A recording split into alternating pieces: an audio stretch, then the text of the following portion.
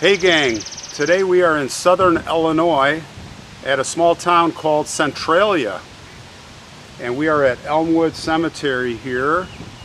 Very old cemetery that was established in 1860. But Centralia has an interesting past. It was established in 1859. 1853 is actually when it's named after the Illinois Central Railroad, where two branches intersected right here, and that's why they named it Centralia. It is also the place of the marking of the third meridian, which is how they basically mapped and surveyed everything from this point outwards all the way up to Chicago. So it's kind of like a reference point. And third, I thought was interesting is, I understand this is where the Payday candy bar was invented and manufactured back in the day. But we're here at Elmwood to focus on the grave of a small girl who died very young of diphtheria. Her name, well, she goes by the name of VIOLIN Annie. And this cemetery and her grave is supposed to be haunted. So we'll look at some old gravestones and we'll end up at her grave, and it's a beautiful monument, which you'll see. So let's take a walk and look at some old stones and see what we find.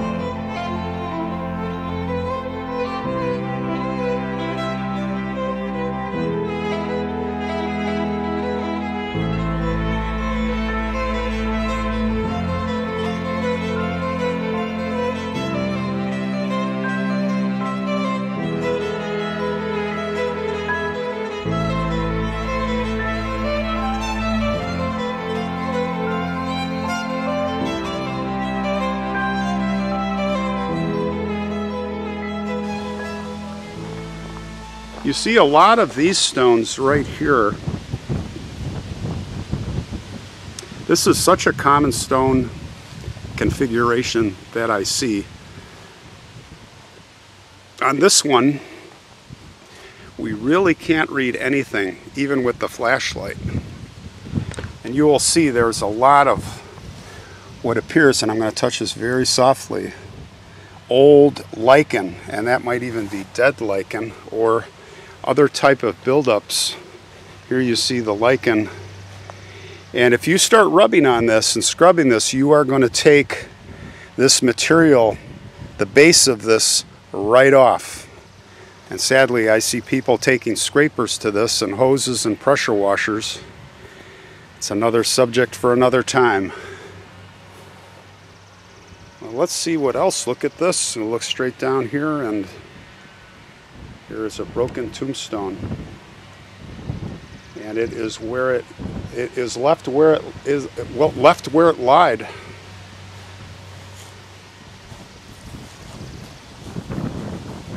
We're in the older part of the cemetery right here.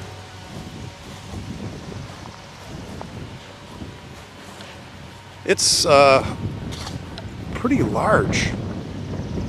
This is looking basically to the north. And we'll see if we can find some interesting stones with some inscriptions. This is an infant daughter of Christian and Augusta, or Augusta. German is Augusta. And there were a lot of Germans pioneering Illinois, so it says Y00S. Interesting.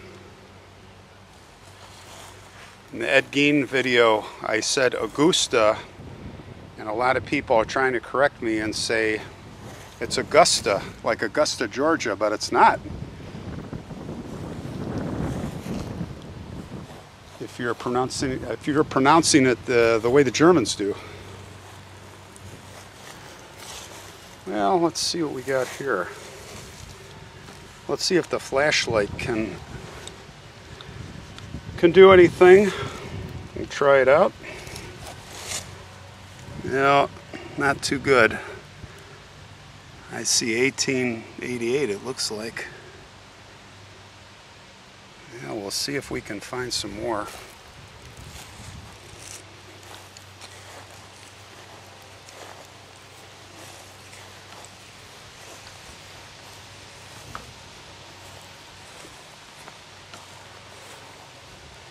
Very well maintained. There's a lot of mowers and weed whackers going in the distance. There's an interesting stone.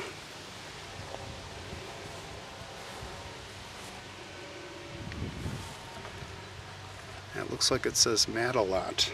Let's try the flashlight again. See if we can. Matilda? Looks like it says Matilda. Yeah, 1859 to 1892. Nicholas F. Lawyer to 1857 to 1900. This one we can just read without the light. Helena. Looks like 1837, 1883. Pretty worn away. There's the lichen again. Right here. You don't want to be taking that off. If you take the lichen off, unless you do it chemically, it's going to take a lot of the surface off. Like this is a good example. A lot of those type of stones. Here's a mausoleum over here. Let's check that out. Doesn't look like there's any windows or anything really to see, but there's an interesting lock here with handles on these big marble doors. Look at that. Very interesting. That is an old lock.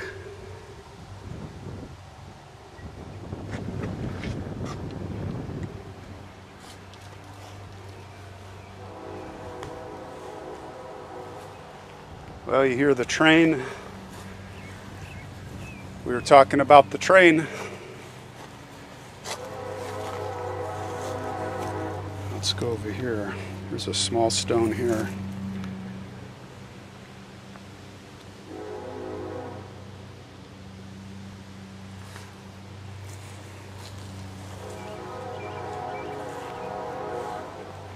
I don't know about you all, but I love the sound of the train. Even at night, even if it wakes me up. I don't think I'd want to live next to the train tracks, but I don't know, maybe. I just love that sound. It's haunting. Well, I'm going to put this flashlight on this one. We'll see if that'll help us.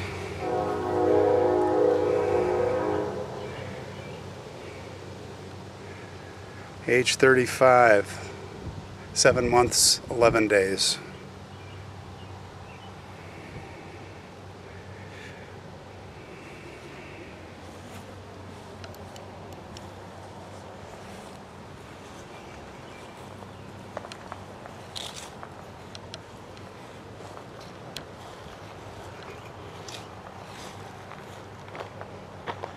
Well, this is another road trip, a single day road trip for one grave.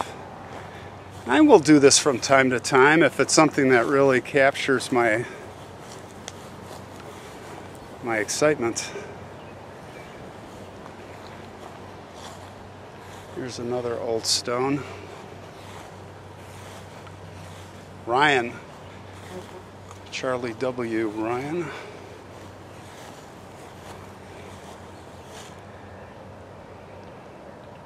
(1865 to 1893).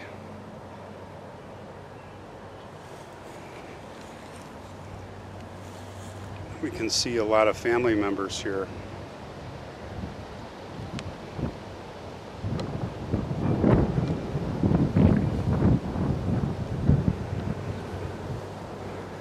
Let's take a quick look at this mausoleum.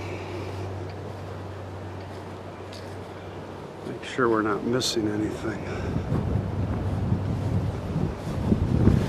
Don't see any pictures on any graves. And that's those marble doors again. Meyer is the name. And again, some beautiful hardware here, which looks fairly original.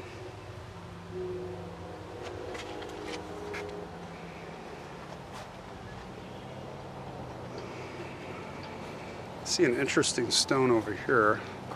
Take a quick look.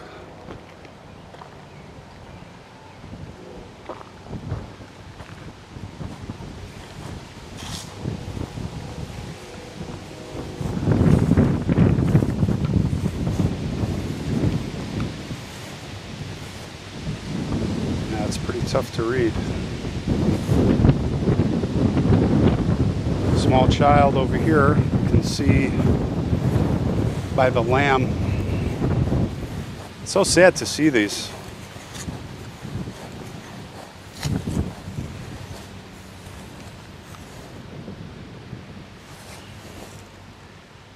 Pretty much unreadable.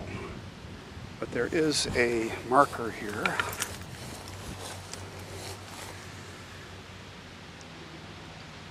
Perhaps someone will be able to tell us what this represents.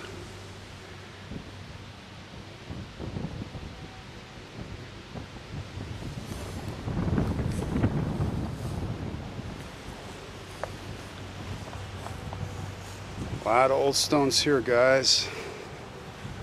Let's see what we find.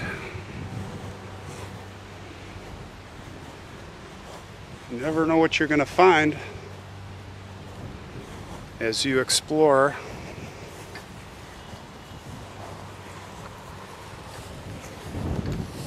RFN Hewitt.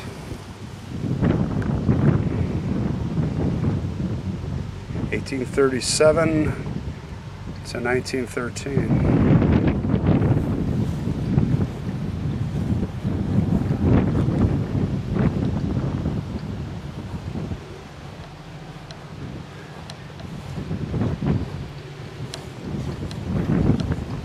You can hear the rumble of the train.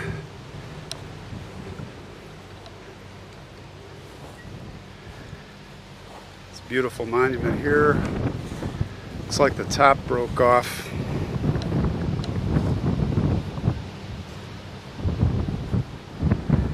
You can read it.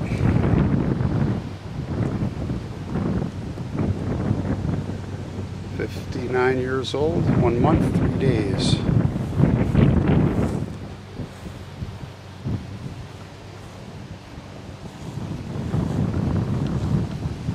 Oh, there's a really interesting stone I see in the distance. We're going to head that way. We'll see what that's about.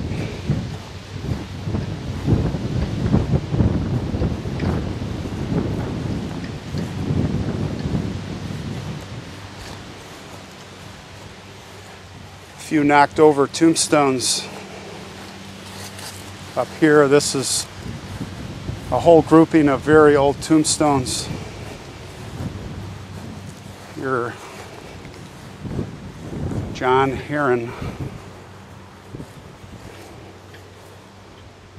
age 73.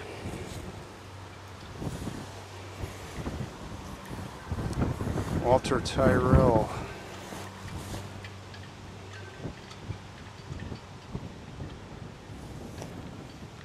Yeah, look at those.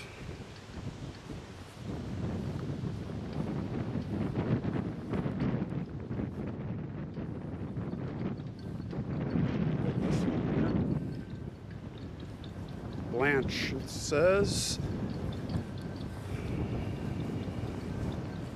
Infant, I believe it's infant daughter, C.C. Newton, age 4 months, 27 days.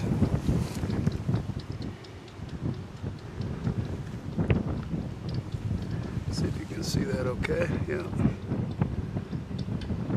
Beautiful picture here.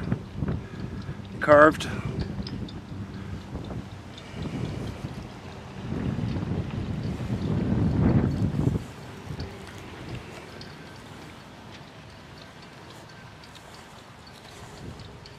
Let's get back on track. Here's where I was headed.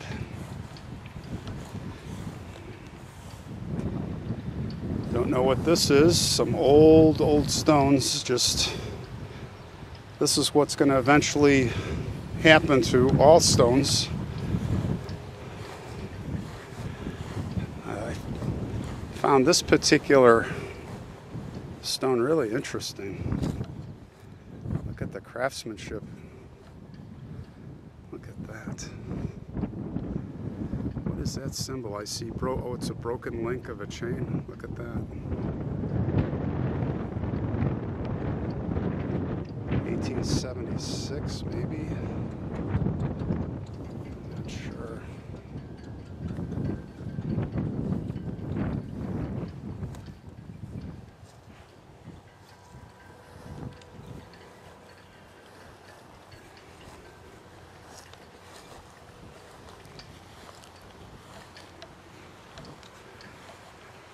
Well, I see Violin Annie in the distance,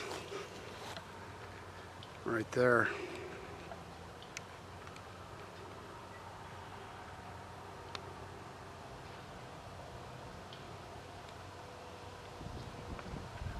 Let us investigate. Very intriguing.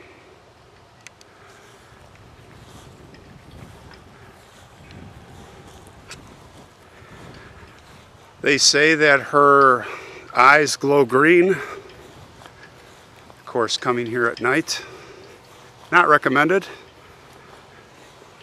I'm sure the paranormal people have really done some study here. I do believe in the energies. Definitely.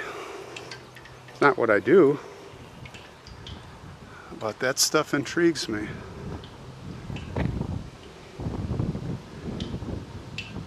Certainly does. They also say that she plays the violin very softly at night, or maybe in the day.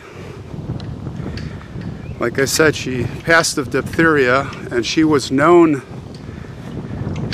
here as the top violinist. She would play every day.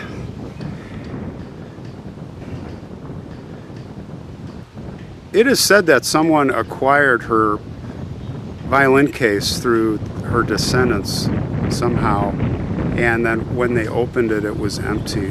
So you have to presume that the violin is buried with her. And of course, so she can play, let's zoom in and have a closer look here. It's a beautiful sculpture. Her facial features are pretty much gone from the weathering. You know, this climate is pretty tough in the winters especially. And there is a music stand behind her that looks like sheet music on it. It's a beautiful sculpture. The bow of her violin is missing, and they say vandals may have taken it. Yeah, it could have been the weather. I think people are pretty respectful here from what I understand. Let's have a closer look. So I see a book and some toys, some candy. Let's look at the inscription. I'm going to put the flashlight on this.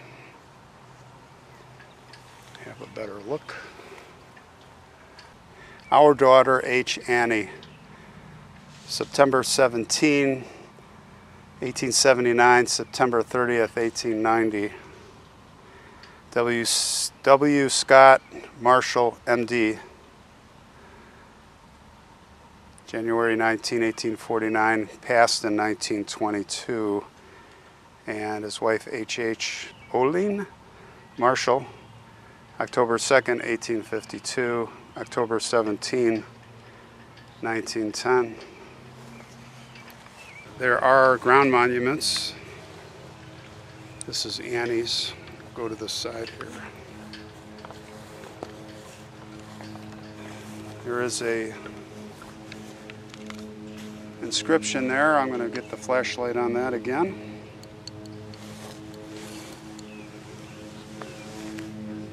It says, each year of your life was a new song, more delightful than all before. Oh, that's beautiful.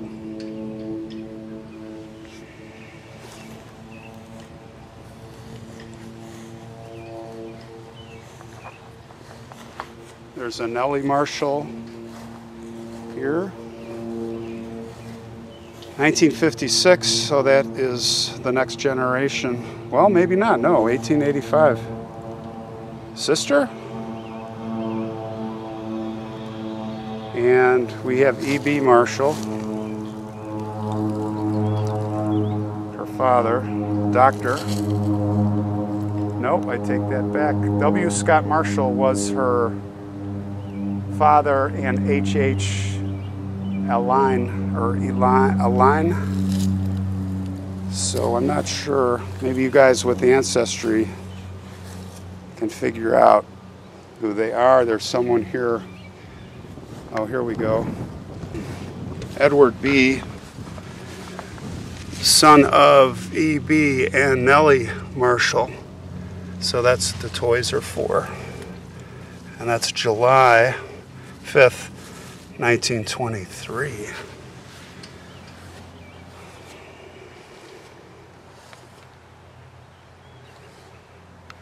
Well, we can try and piece that together. It'd be really interesting to know.